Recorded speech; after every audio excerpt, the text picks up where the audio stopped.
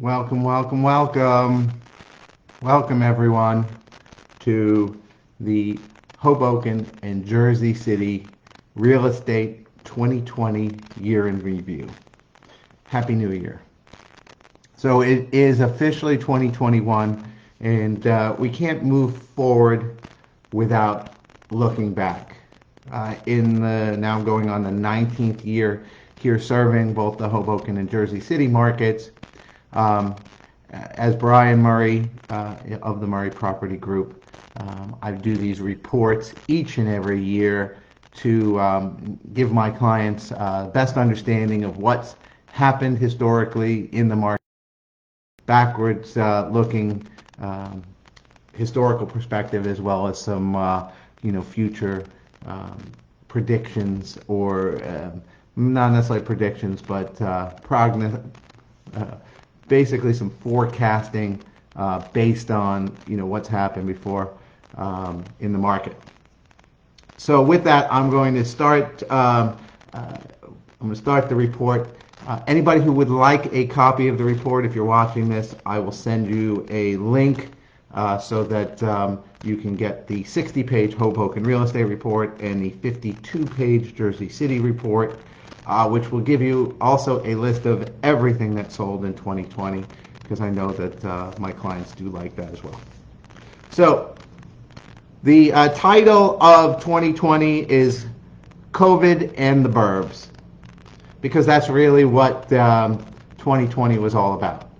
It was about a dramatic shift in real estate and the timing of sales of real estate in Hoboken and Jersey City, as well as the timing of a lot of those traditional families that might move out to the burbs over the course of 1 to 2 to 3 years, who, based on size constraints and pandemic fears, decided to increase their time frames and head out there, and what kind of impact that really had for both the Hoboken and Jersey City markets. So everyone asks me, first question is, how's the market? Everyone asks, how's the market? So here's really the truth about when I look at someone who says, hey, how's the market? I'm looking at volume. Volume is the market. Prices are all a reflection of whether you're a buyer, a seller, or an investor. Prices up mean it's good for a seller. Prices down mean it's good for a buyer, and prices really down maybe means it's good for an investor. So that's not the market. The market is really volume. Are people buying and selling? That's the challenge, is if people are not buying and selling, such as right after 9/11, people weren't buying and selling. That's a problem, because there is no market. During May and June, and parts of April, May, June this year, the market was very quiet volume-wise, as to be expected. As everything else was shut down, while real estate wasn't technically shut down, and certainly not like it was in New York, it was very quiet. So that, when you say how's the market, that wasn't the market. That was a scary time where people are like, well, we're not really sure, knowing that people have to move anyway. At some point, people just can't stay where they are. They won't stay where they are. Whether it's a lifestyle change, they add they add some kids, they decide to get married, they decide to get divorced. People are on the move. So you can delay it 2 months, you can delay it 3 months, you can delay it 6 months. You can't delay that 5 years, because it just doesn't happen. So the market did come back in terms of the volume. The spring market was really delayed. In Hoboken, for instance, that was pushed back to really starting to kick up in the late July, August time frame, where the market did come back. And in Jersey City, that was delayed by maybe 3 weeks to a month past that. So that was more of the late August time frame before the Jersey City market really started to kick in a little bit more. So let's talk about numbers when it comes to Hoboken. So Hoboken, the volume was down 6%. So it wasn't off the table. We went from 805 condos in 2019 to 755 condos in 2020. So it's off about 6%, which, for the number of condos, in a pandemic, being off 6%, is very much something that is expected, and really, realistically, not as bad as it could have been or people thought it would be. What the really interesting number is that the dollar volume was down 12%. So the number of contracts were down 6%, but the volume was down 12%. And, and correspondingly, the prices were also down 6% on average. But who won and who lost in 2020 in Hoboken? So who won were people with outdoor space. Sellers with outdoor space won. Their prices actually held, and in a lot of cases there were bidding wars, and their homes sold very quickly as people wanted outdoor space. It became from a nice to have to a must have for buyers. Many buyers would not buy without the outdoor space, or they were offering deep discounts for homes without outdoor space. Who lost in Hoboken in 2020? Who really lost were the large 3-bedroom, 4-bedroom condo sellers. They just got crushed. Most of the loss of volume can be attributed specifically to the large 3 and 4-bedroom condo market. So if you looked at the studio, the 1-bedroom, the 2-bedroom market, it was pretty much volume-wise relatively flat. It was all got crushed in the 3 and the 4-bedroom markets. Correspondingly, those higher-end homes, the discounts on those higher-end homes could be 15 or 20% versus pre-pandemic. New construction, for instance, at 1425 Hudson, the Toll Building, 20+% off. Some and Maxwell community were 15+% off. And some of that didn't even sell at 15% off. So those bigger homes really got hit hard in the Hoboken market.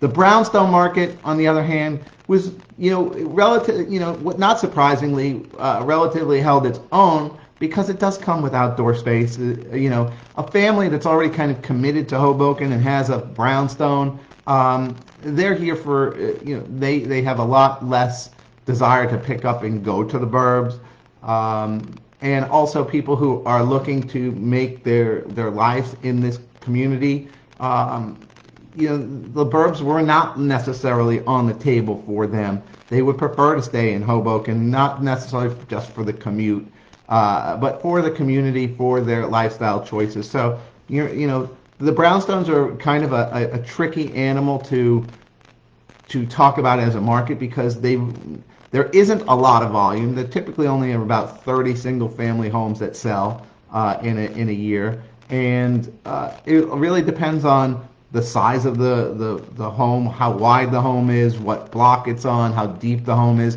So when you only have 30 or so homes, it becomes a very much more to compare apples to apples with that. But overall, the brownstone market fared better than the condo market. I'm going to switch gears now over to Jersey City. So we're going to continue to talk about the market itself here in Jersey City. Jersey City had completely kind of an opposite effect than Hoboken. First of all, the volume in Jersey City was down 9.5%. So Jersey City took a bigger hit, 50% more hit than Hoboken in terms of the number of contracts that or homes that sold. They're down to 477 homes that sold in Jersey City. But where they really got hit was in the studio and the 1-bedroom market. The 2-bedroom market and the 3-bedroom market, 3+ bedroom market actually held their own compared to 2019. It's the studios and the ones that made up all of that volume of what happened in the lost market. Average prices were down only 2% across the Jersey City market, but the real reason for that is people just didn't buy. people weren't buying. And some of that is that Jersey City relies heavily on a lot of the foreign nationals that will come over and buy homes and live here for a number of years. And with the travel bans and the pandemic restrictions, and everybody really not sure what was happening, those buyers just either they weren't in the U.S. or they just decided to sit on the sidelines and wait. Because it wasn't so much that you could even give the homes away. There just weren't at times there just weren't buyers for those, especially those studios and those one bedrooms. Whereas the twos and the threes that tend to be more family oriented, more kind of longer term hold, people coming to live. Again, they did okay. One thing I do want to talk about with the Jersey City market in particular is the fact that there's a lot of hidden inventory in the Jersey City market. There's a lot of hidden inventory in the Jersey City market. And what do I mean by that? I mean condos in new construction buildings that aren't on the market yet. 99 Hudson Street would be a perfect example of hundreds and hundreds of condos that don't show up on the MLS but are available. And they're going to be coming online in the next year to 2 years. And it's hundreds of condos on the market. So if you think about in a typical month in Jersey City where there's somewhere between 200 and 300 condos on the market, but there really aren't. If you add in all the new construction condos, it might be closer to 1,000 condos on the market.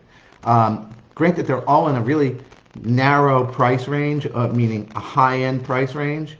So keep that in mind as you're a buyer or a seller in if you're competing in that price range with with a 99 Hudson. Know that there's a lot out there, and it's going to take a long time for that to flush through the system. Moreover, in Jersey City, the other challenge that the market has there is there's been a ton of new construction rentals, high-end new construction rentals with no end in sight. No end in sight. Thousands and thousands of units coming online every year to a market that's already glutted. Not only did the pandemic sort of chase away a lot of those potential renters, the millennials, a lot of those rental buildings were kind of built or designed for people who wanted a very small living space, but a lot of community room access, a lot of amenities in the building, a lot of lifestyle where they spend little time in their apartment and a lot out in the city or out in New York City. And guess what? Everything just got reversed, and people want more space. They need work from home space now. So it'll be really interesting to see all of those types of rentals that really weren't designed for the new market, how that all plays out in terms of rents, and conversely, how it plays out in terms of investment properties, especially on that studio and one bedroom market that already took a big hit to where that ends up being. So Jersey City has a lot of interesting fundamental challenges coming up in the next year or two that you really need to have an expert who understands the market, who understands the changing market. As an aside, I used to do monthly reports, and this yearly report was almost you could kind of layer 1 year over the other and get a lot of small changes, in what's really kind of happening in the market. This year, I basically had to go to a weekly market. Basically, what happens last week is the only thing that's really important. Couldn't even do a month, much less a quarter. Last week was the market. So I was going to weekly market reports because that's really what everything's changing so fast right now. Weekly reports. The only reason I'm doing this year is so that people can get a little bit of perspective on what's going on in that particular market. So, is this the bottom? Everybody also want to know how the market is, and is this the bottom? Well, my answer to that question is the following. There are several factors that bode well for the housing market. One, the vaccine is on the doorstep. Within a few months, that vaccine is going to be distributed within 6 months. It should be the fact that everybody who wants it will be able to get it. Number two, interest rates are at an all-time low, and purchasing power is up. So interest rates at an all-time low, purchasing power significantly up. Buyers are continuing to stream out of Manhattan. Let's face it, Manhattan is a different place than it was a year ago. I watched something on the news yesterday from one of the retail experts who say it might be 5 to 10 years before Manhattan comes back. Now, if you think about 5 to 10 years, that's a long time in their life. It doesn't seem like a long time in the historical perspective, but somebody who moves into Manhattan at 25, if it takes 10 years to come back, that's 35. That's their entire sort of single adult life. So why would you not move to a Hoboken or a Jersey City where you can experience the closeness to the city, but you can still have maybe some normalcy where the streets are crowded and it feels more like a city, believe it or not, than Midtown Manhattan. So that's number three. Number four, Hoboken is the first burb. Jersey City is the first burb. So it's kind of the right blend of urban and suburban for people who want to make that move out of the city, but aren't quite ready for that big home in Chatham or Summit or Westchester. That's the right blend. And number five, with the price corrections that we talked about and the inventory levels and the low interest rates, investors are circling. It's getting to the point where there are, homes that make sense from a cash flow perspective to start to buy in this market. I've been doing this 19 years. There's only been maybe a couple of years, 3 years, where it really starts to make sense to be an investor when you do your carry costs versus the rents. Rents are suppressed right now. I expect that when the vaccine gets in place, that people will start to stream back into these communities because they want, the millennials who left and are staying with their parents. Nobody wants to stay with their parents, number one. Number two, they choose these communities because there are restaurants and there are Zog sports, and there are things to do with other people their age, and that's what cities are kind of meant for. So expect those millennials to come back into this market as well. So let's talk a minute about inventory levels. This whole year, again, I was doing these on a weekly basis because the inventory levels changed on a weekly basis. Again, a neutral market is 5 to 6 months worth of inventory. A seller's market 0 to 4, and a buyer's market certainly more than 6. Inventory levels have risen, to the point where a lot of it is a neutral market. However, as I said before, there are certain segments in this market that are very hot. So they kind of take that neutral market and they kind of shift it to, there's some sellers market segments and there's some very much buyer market segments. And again, it really goes beyond just the high level numbers to understand really as a buyer and as a seller where you are in this market. I see too many market reports that just talk about high level numbers. What's the overall inventory? And that's just not worth it. You don't know what you're getting at that point. Really what you need is to understand, hey, that 2-bed, 2-bath, elevator parking, no outdoor space, what is the market for that? What can I expect? Is it the average of 43 days on market, or should I expect 83 days on market? Should I expect a 4 or 5% discount, or not sell it at all because I've overpriced it? Again, I think that a lot of people take canned reports from their brokerage and they just throw them out there and say, oh, here's some numbers. It's not that. You really need to dig deep into your market segment to understand exactly what's going on. So what about 2021, the road ahead? Number one, COVID protocols will still be in place in 2021. That means masks, that means gloves, That means protecting the buyer and the seller from, the virus. It means a little less of realtors driving clients around and maybe meeting them at places. But most importantly, it means that, for buyers and sellers, that there's going to be a lot of virtual shopping, more so than ever before. Meaning that 3D tours are really important. They're a great way to eliminate properties. You're not going to buy a home on a 3D tour, but you're certainly going to eliminate a home. And that helps the seller too, because they don't have to get out of their home, have some stranger come in, deal with the whole thing. If you don't like their home on a 3D tour, sellers should be happy with that, because guess what? That means that somebody didn't potentially bring the virus through your home.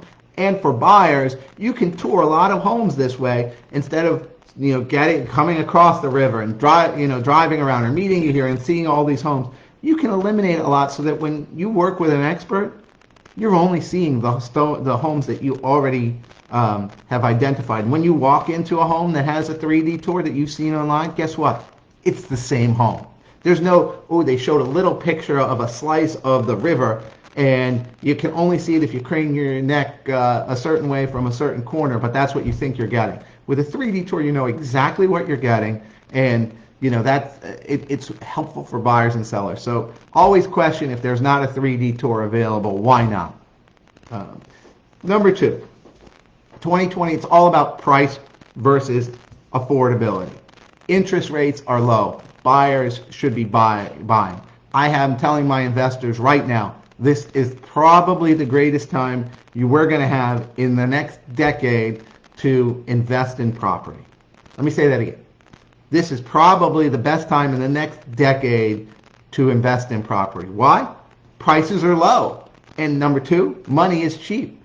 As an investor, you can get, most of the loans are under 4%. So the cost of your money is low, your prices are low, and guess what? They're even lower because the rents are lower. So a lot of times investors are looking at it based on today's rent, knowing that these rents that are down 15, 20, 25% are going to come back. So all of a sudden, you're buying a home based on depressed rents that are going to come back. And guess what? That turns those into cash cows going forward. So this, to me, is the best time, potentially in the next 10 years, to invest in property. I just see that as a big thing. And another thing to understand is that the percent of income to afford a medium-priced home.